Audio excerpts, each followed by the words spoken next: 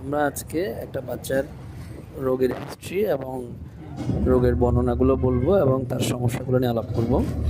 আমার সামনে যে বাচ্চাটা বসে আছে সেই বাচ্চাটা হচ্ছে অল্প আঘাতে শরীরে বিভিন্ন জায়গায় কালো কালো দাগ পড়ে যেত এবং একটু করে কাটলে সেখান থেকে অনর্গল রক্ত পড়তো।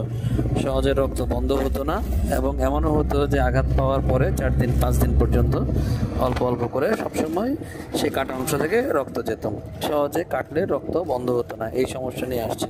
তাছাড়া আরও হিস্ট্রি ছিল যে বাচ্চা যখন ডেলিভারি হয় মায়ের কাছ থেকে যখন তার গর্ভনালীটা কাটা হয় তখনও কিন্তু অনেকক্ষণ রক্ত গিয়েছে এবং বাচ্চাকে যখন টিকা দেওয়া হয়েছে মাংসের মধ্যে সেই টিকা দেওয়ার অংশ থেকেও অনেক দিন ধরে রক্ত গিয়েছে এবং তার কাজিনদেরও এরকম সমস্যা ছিল। সাধারণত হেমোফিলিয়া নামক রোগে এই সমস্যাটা হয়। এটা হচ্ছে যে জন্মগতভাবে রক্ত জমাট বাঁধার যে ক্ষমতা সেটার জন্য যে ফ্যাক্টরগুলো দায়ী সেই ফ্যাক্টরগুলো জন্মগতভাবে কম থাকার কারণে এমনটা হয়ে থাকে, যেটা হচ্ছে ফ্যাক্টর 8 এবং ফ্যাক্টর 9-এর কারণে কমনলি হয়ে থাকে। আমরা তাকে পরীক্ষা দিই এবং পরীক্ষা দেওয়ার পরে আমরা পাই হচ্ছে যে বাচ্চার শরীরে রক্ত জমাট বাঁধার যে ক্ষমতা সেই ক্ষমতার জন্য যে দায়ী যে ফ্যাক্টর, এর মাঝখানে ফ্যাক্টর 8 এবং ফ্যাক্টর 9 আমরা পরীক্ষা করাই। সেখানে আমরা দেখতে পাই যে বাচ্চার শরীরের মধ্যে ফ্যাক্টর 8-এর পরিমাণটা খুব কম। ফ্যাক্টর 8-এর পরিমাণ যদি কম থাকে তাহলে সেটাকে আমরা বলি হচ্ছে ক্লাসিক্যাল হেমোফিলিয়া।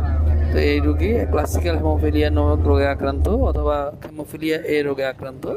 তো সাধারণত এই সকল রোগের ক্ষেত্রে আমরা বলি হচ্ছে যে ফ্যাক্টর সাপ্লিমেন্ট করার জন্য এবং পাশাপাশি কোনো ওষুধ চিকিৎসকের প্রেসক্রিপশন ছাড়া যেন তিনি গ্রহণ না করেন সেটা, এবং হচ্ছে এমন খেলাধুলা যেন বাচ্চা না করে যে সকল খেলাধুলাতে বাচ্চার শরীরে আঘাত পেতে পারে অথবা আঘাত পেয়ে রক্তপাত হতে পারে। এরকম রোগী কিন্তু আমাদের সমাজেই রয়েছে। আমাদেরকে সচেতন হতে হবে, সাবধান হতে হবে এবং এ সকল রোগগুলো যদি হয়ে থাকে, কাটলে যদি সহজে রক্ত পড়া বন্ধ না হয় সেই জিনিসটা আমাদেরকে আইডেন্টিফাই করে সেই অনুযায়ী ব্যবস্থা গ্রহণ করতে হবে। হেমোফিলিয়া সাধারণত এক্স লিঙ্কড রিসেসিভ ডিসঅর্ডার। এ সকল রোগীদের দেখা যায় যে কাজিন, মামা এদের কিন্তু এরকম সমস্যাগুলো থাকতে পারে। কোনো বাচ্চার যদি এরকম সমস্যা থাকে, বিশেষ করে কাটলে যদি রক্ত সহজে বন্ধ না হয়, তাহলে কিন্তু আপনি অবশ্যই চিকিৎসকের পরামর্শ গ্রহণ করবেন এবং চিকিৎসা নিলে সুস্থ হবেন।